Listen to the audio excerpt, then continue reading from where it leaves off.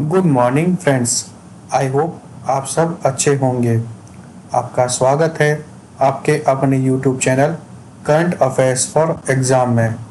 चलिए आज दिनांक 16/6/2024 की प्रश्नावली शुरू करते हैं।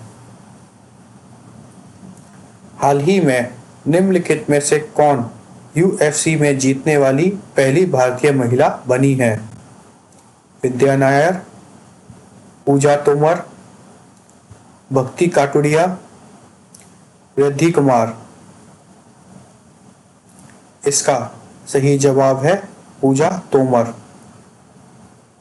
पूजा तोमर यूएफसी में जीतने वाली पहली भारतीय महिला बनी है। पूजा तोमर उत्तर प्रदेश के मुजफ्फरनगर के बुढ़ाना गांव की रहने वाली हैं। चलिए अगले प्रश्न पर आते हैं। हाल ही में भारत और अमेरिका के बीच 2024 के लिए पहली कमांड और कंट्रोल कॉम्पैटिबिलिटी बोर्ड की बैठक निम्नलिखित में से किस स्थान पर आयोजित की गई थी? मुंबई, सैन फ्रांसिस्को, शिकागो, नई दिल्ली। इसका सही जवाब है नई दिल्ली।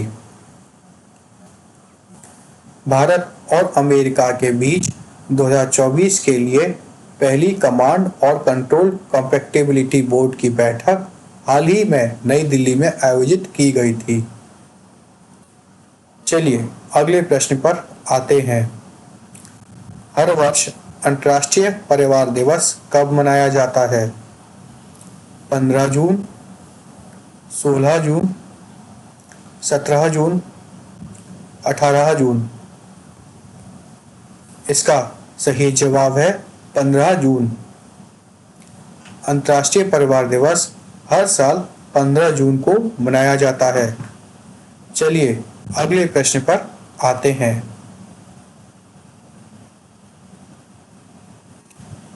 प्लास्टिक अपशिष्ट प्रबंधन और पुनर्चक्रण संयंत्र अर्थात plastic waste management and recycling plant का हाल ही में निम्नलिखित में से किस राज्य में उद्घाटन किया गया? मणिपुर, मिजोरम, असम, सिक्किम। इसका सही जवाब है सिक्किम। हाल ही में सिक्किम में प्लास्टिक अपशिष्ट प्रबंधन और पुनर्चक्रण संयंत्र अर्थात plastic waste management and recycling plant का उद्घाटन किया गया।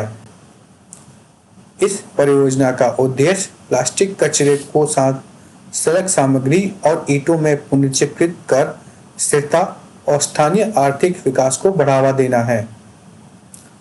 यह परियोजना स्थानीय ग्रामीणों के लिए रोजगार के नए अवसर प्रदान करती है। चलिए अगले प्रश्न पर आते हैं। दक्षिण कोरिया, अमेरिका, जापान और यूरोपियन संघ ने निम्नलिखित में से किस देश के साथ मिलकर बायोफार्मास्यूटिकल अलायंस लॉन्च किया है? भारत, वियतनाम, लाओस, चीन। इसका सही जवाब है भारत। दक्षिण कोरिया, अमेरिका, जापान और यूरोपियन संघ ने भारत के साथ मिलकर बायोफार्मास्यूटिकल अलायंस लॉन्च किया है। बायोफार्मास्यूटिकल अलायंस की पहली बैठक अमेरिका के सैन डिएगो में आयोजित की गई थी। चलिए अगले प्रश्न पर आते हैं। निम्नलिखित में से कौन सा देश 2025 में पुरुष जूनियर हॉकी विश्व कप की मेजबानी करेगा? भारत, दक्षिण कोरिया, नीदरलैंड, ऑस्ट्रेलिया। इसका सही जवाब है भारत। भारत 2025 में पुरुष जूनियर हॉकी विश्व कप की मेजबानी करेगा। उद्घाटन FIH हॉकी पुरुष जूनियर विश्व कप में कुल 24 टीमें भाग लेंगी। Doctor Dilip Tirkey hockey India के अध्यक्ष हैं। चलिए अगले प्रश्न पर आते हैं। मोंगला बंदरगाह निम्नलिखित में से किस देश में स्थित है? भारत, बांग्लादेश, म्यांमार, श्रीलंका। इसका सही जवाब है बांग्लादेश। मोंगला बंदरगाह बांग्लादेश में स्थित है। भारत बांग्लादेश में मोंगला बंदरगाह के संचालन पर विचार कर रहा है। मोंगला बंदरगाह असम, त्रिपुरा और मेघालय जैसे पूर्वोत्तर राज्यों तक पहुंचने के लिए एक महत्वपूर्ण मार्ग प्रदान करता है। चलिए अगले प्रश्न पर आते हैं। हाल ही में कितने किसानों ने स्वेच्छा से पीएम किसान का लाभ छोड़ा है? 75,000, 78,000, 99,000, 1,16,000। इसका सही जवाब है 1,16,000। हाल ही में 1,16,000 किसानों ने स्वेच्छा से पीएम किसान लाभ को छोड़ा दिया है। पीएम किसान योजना 2019 में प्रधानमंत्री श्री नरेंद्र मोदी जी द्वारा शुरू की गई थी। यह 100% केंद्र प्रायोजित योजना है जिसके तहत किसानों को प्रतिवर्ष 6,000 रुपए मिलते हैं।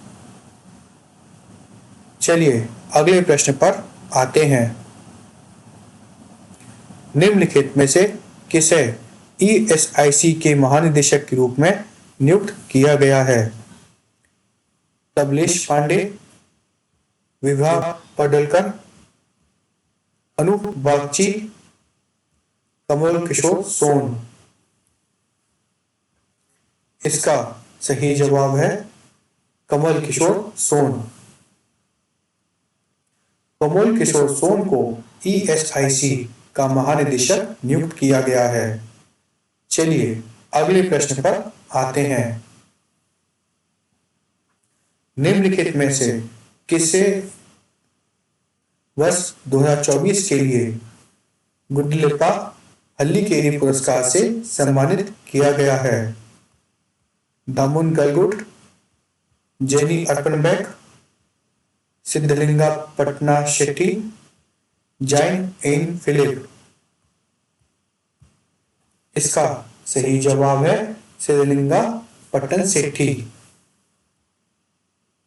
सिद्धलिंगा पट्टन शेट्टी को वर्ष 2024 के लिए गुंडलेपा हल्लीकेरी पुरस्कार से सम्मानित किया गया है। जिन लोगों ने साहित्य, समाज या सामाजिक सेवा में महत्वपूर्ण योगदान दिया है उन्हें गुंडलेपा हल्लीकेरी पुरस्कार से सम्मानित किया जाता है। फ्रेंड्स, आज का सेशन यहीं समाप्त होता है। आपको हमारा सेशन कैसा लगा कमेंट कर बताइएगा तथा लाइक एवं सब्सक्राइब अवश्य कीजिएगा। धन्यवाद।